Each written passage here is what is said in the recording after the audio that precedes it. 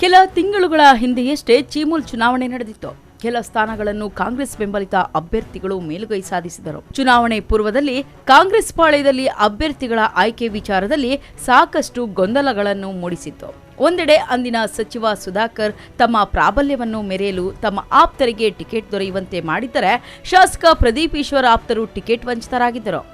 ಅದರಲ್ಲಿ ಸಚಿವ ಸುಧಾಕರ್ ಆಪ್ತರಾದ ಪೆರೇಸಂದ್ರ ಅಭ್ಯರ್ಥಿ ಕಾಕಲ ಚಿಂತರಾಜಣ್ಣ ಚುನಾವಣೆಯಲ್ಲಿ ಹೀನಾಯವಾಗಿ ಸೋಲನ್ನು ಅನುಭವಿಸಿದ್ದರು. ಆದರೆ ಚಿಕ್ಕಬಳ್ಳಾಪುರ ಕ್ಷೇತ್ರದಲ್ಲಿ ಶಾಸಕ ಪ್ರದೀಪ್ ಈಶ್ವರ್ ಆಪ್ತರು ಬಲಗೈ ಬಂಟರಾಗಿದ್ದ ಯಲುವಹಳ್ಳಿ ರಮೇಶ್ ರವರು ಟಿಕೆಟ್ ವಂಚಿತರಾಗಿದ್ದು, ಅಂದಿನ ಸಚಿವ ಸುಧಾಕರ್ ಆಪ್ತರು ಭರಣಿ ವೆಂಕಟೇಶ್ ಚುನಾವಣೆಯಲ್ಲಿ ಭರ್ಜರಿ ಜಯಗಳಿಸಿದರು.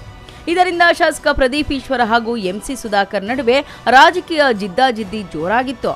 ಗುರು ಶಿಷ್ಯರಂತಿದ್ದ ಇಬ್ಬರು ನಾನಾ ನೀನಾ ಎಂಬಂತೆ ತೊಡೆ ತಟ್ಟುವಂತಾಗಿತ್ತು.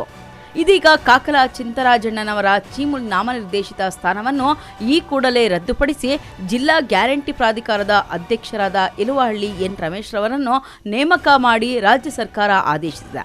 ಇದರಿಂದ ಶಾಸಕ ಎಂಸಿ ಸುಧಾಕರ್ ಹಿನ್ನಡೆಯನ್ನು ಅನುಭವಿಸುವಂತಾಗಿದ್ದು, ಶಾಸಕ ಪ್ರದೀಪ್ ಈಶ್ವರ್ ಕೈ ಬಲಪಡಿಸಿಕೊಂಡಿದ್ದಾರೆ. ಒಕ್ಕಲಿಗ ಸಮುದಾಯದವರಾದ ಯಲುವಹಳ್ಳಿ ಎನ್ ರಮೇಶ್ ರವರಿಗೆ ಚೀಮೂಲ್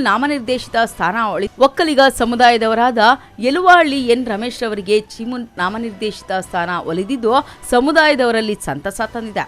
ಆದರೆ ಬಲಜಿಗ ಸಮುದಾಯವರಾದ ಶಾಸಕ ಪ್ರದೀಪ್ ಈಶ್ವರ್ ರವರ ತಮ್ಮದೇ ಸಮುದಾಯದವರಾದ ಕಾಕಲ ಚಿಂತರಾಜಣ್ಣರವರಿಗೆ ಕೈ ತಪ್ಪಿರುವುದು ವಿಪರ್ಯಾಸವೇ ಸರಿ.